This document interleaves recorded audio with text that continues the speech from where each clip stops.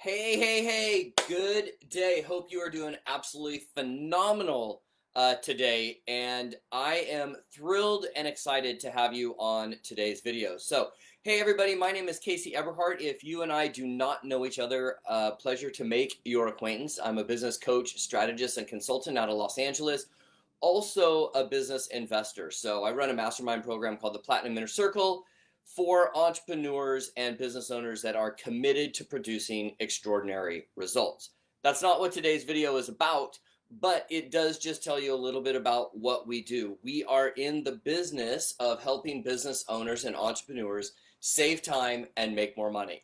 So let's get started on today's video. So first, let me just tell you, if you're not great at follow-up, and you know you just need to be better at follow-up, and you see that your business would be a better business for it if you did better follow-up, head over to cashflowwithcasey.com. I wrote a checklist and a workbook on helping you improve your follow-up. So there's 20 ways to help improve your follow-up. You guys can go grab that for free over at cashflowwithcasey.com. So several conversations over the past few days working with business owners and trying to readjust their focus of where they are spending their time, their energy, their money, and their resources. So as an investor, I'm privileged to look at a lot of deals and a lot of businesses that are either trying to be sold or getting ready for sale, as well as working with over 80 business owners in our Platinum Inner Circle. I have many conversations about today's topic, and I thought it would be useful for us to have this conversation just in a way that it might be able to shift your thinking. So here's the deal.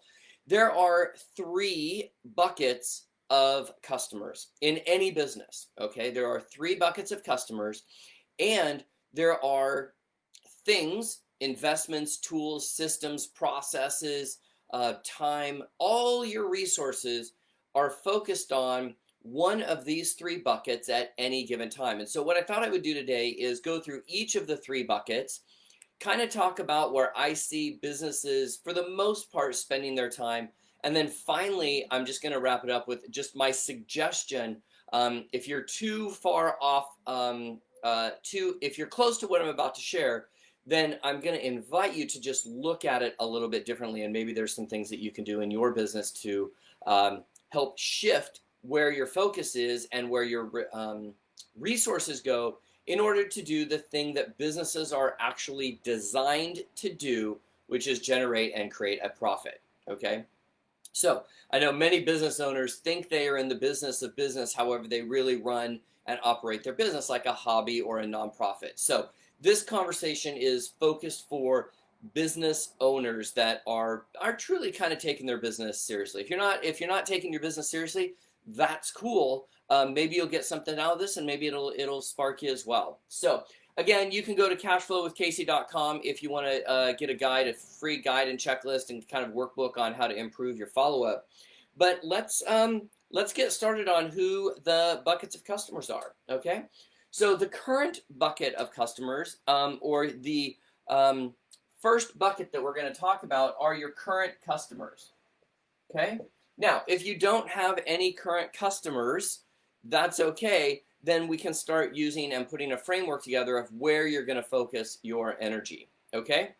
So by the way, there are only really three buckets of customers for any business.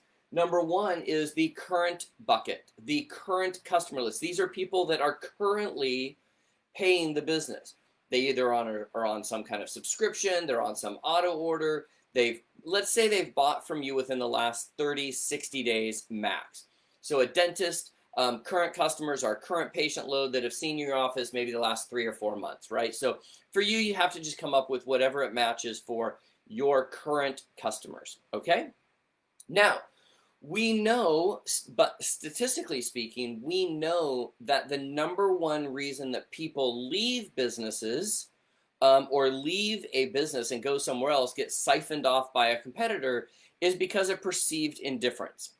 They didn't know we cared. Okay, so maybe we didn't follow up, maybe we didn't send an email, maybe we didn't respond quick enough, maybe there was just no brand loyalty in the beginning. Now, there are other reasons that people become past customers. They pass away, they transition, they move jobs, they move geographic locations. If your business is, say, a chiropractor office, well, if you're a chiropractor in Los Angeles and one of your clients moves to Florida, well, there's a reason they're a past client. So past clients are the second bucket of customers, okay? So these are people that at one point knew, like, and trusted us enough to give us their credit card. They were part of our process.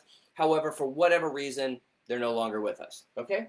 And you can decide what puts them in the past category. What I would normally say is around 6 months to a year, okay? So if somebody if they've bought from you in the last year, maybe we call them current, but if they haven't bought from you in over a year, let's just put them in the past category, okay? And then the third bucket of customers that we need to talk about are new customers, okay?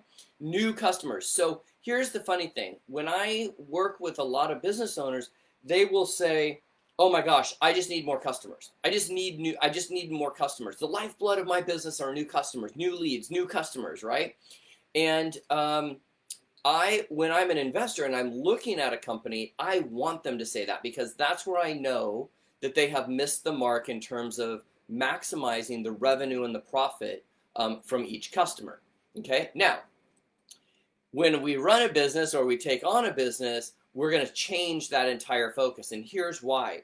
This is actually the order in which it is easiest to make revenue for the business, okay?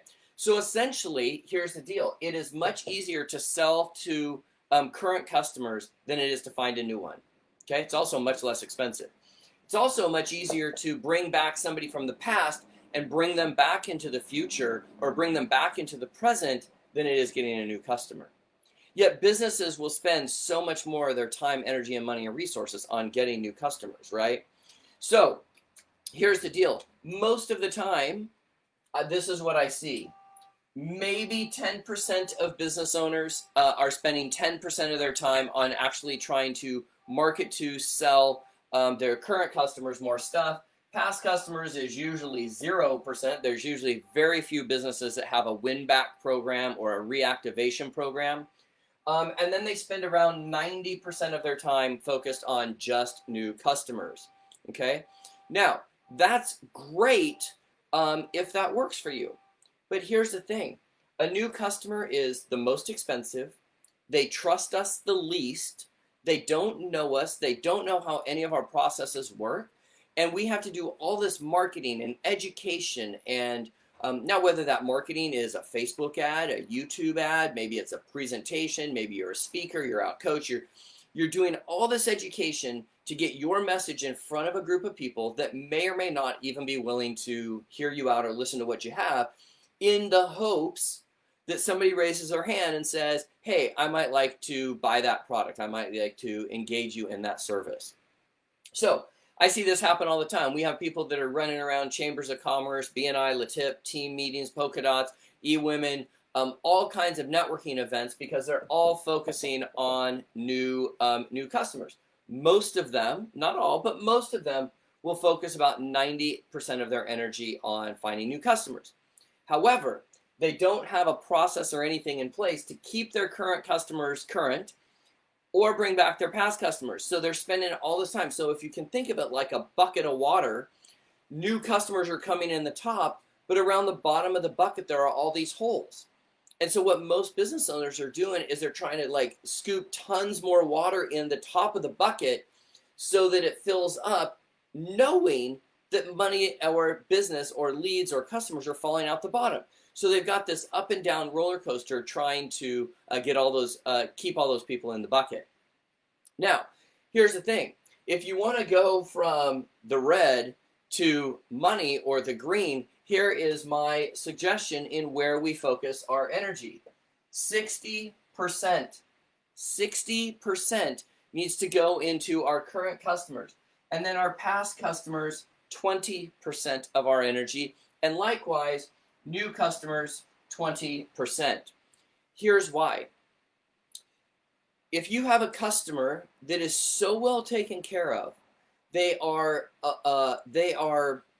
trying multiple products in your product line.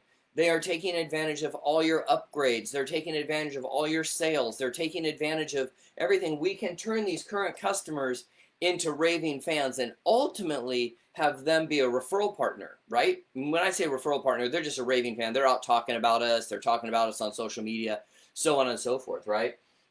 We can turn these current customers into raving fans and let them go leverage our voice by talking about how awesome your company is, right?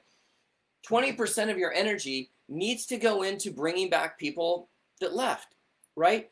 I did a greeting card campaign for a chiropractor one time who did not understand the power of this. And I'll share this very quickly and just as a quick story. So he was a chiropractor, and I said, how long ago would you feel a customer has left and they're never coming back? And he said, oh, after a year. And I said, okay, awesome. I said, give me a list of 100 customers that have not been in here for 3 years or longer. And he said, Case, those people are never coming back in here or whatever. And I said, okay, just then it'll be a stupid test. You'll get to prove me wrong, right? Well, here's what happened. We sent out a simple greeting card to this group of 100, and it just simply said, hey, miss ya, hope you're doing well. Would you do me a favor? Just want to catch up with you, because he was kind of a family practice guy. Hey, would you either swing by the office, text or call, and just catch us up to speed of what's going on? Okay. Well, here's what happened. Out of 100 greeting cards that went out, we got 46 responses. Now, we counted a response if they got the card back knowing the person moved, or if the person passed away, and we got that response back, and we were able to identify that one of those 46 people, we knew what they did. But here was the kicker. The kicker was, out of that campaign, it cost us around $100. So a greeting card and a stamp was about $100. And we created 46 responses. But here was the magic. The magic was he booked 22 new appointments simply by bringing a past customer back. So we had a 22% purchase rate out of 100 of a customer that had left for 3 years or longer. Reason was, we simply asked them to get back in touch with us and let us know how their progress is going, how they were doing. There was nothing fancy on the card. It was a picture of he and his staff that just said hello. Now, I happen to work with a gift and greeting card platform that we can set this up for. This isn't a pitch for that. I just want to give you an example of why it's so important to spend some time bringing back past customers, right? And then ultimately, new customers. We do need new customers. We do need some new customers inside coming inside the business. But if you're focused only on new customers, here's the problem. Your competitor is going to come start picking off your current customers and making them past customers. And as soon as one of your competitors really figures out your game, now these people are even more at risk for your business. And you may or may not think so, but I'm telling you, like, from savvy marketers and being out in the field, I understand this. I know what goes on in private closed-door conversations. I see this happen with businesses all the time. This is why number 2 businesses are able to sometimes buy number 1 businesses, because they've got this formula refigured out. If you will just take 5 minutes of your time, go through and figure out where are you spending most of your time on these 3 buckets, and then make some adjustments. And if you need help, don't hesitate to reach out to me. I'm happy to help adjust this for you and give you some ideas on how you can switch those percentages around. Anyways, purpose of today's video is just to look at these 3 customer buckets, what most businesses are doing now, and what I feel most businesses should be spending their energy on, especially if you're going to try to sell the business later on. So you guys, again, if you need some help in follow-up and you need some guidance, go to cashflowwithcasey.com, grab your free guide on 20 ways to improve your follow-up. If you would do me a huge favor, if you like this, I would be honored with a like, comment, subscribe, a shout out. It would be really awesome. I try to answer every single question. So if something in this doesn't make sense, don't hesitate to drop it in the comments and I will respond. So with that, you guys have an amazing day. Now go give somebody else an absolutely awesome day and check this out. I'll talk to you guys later. Ciao.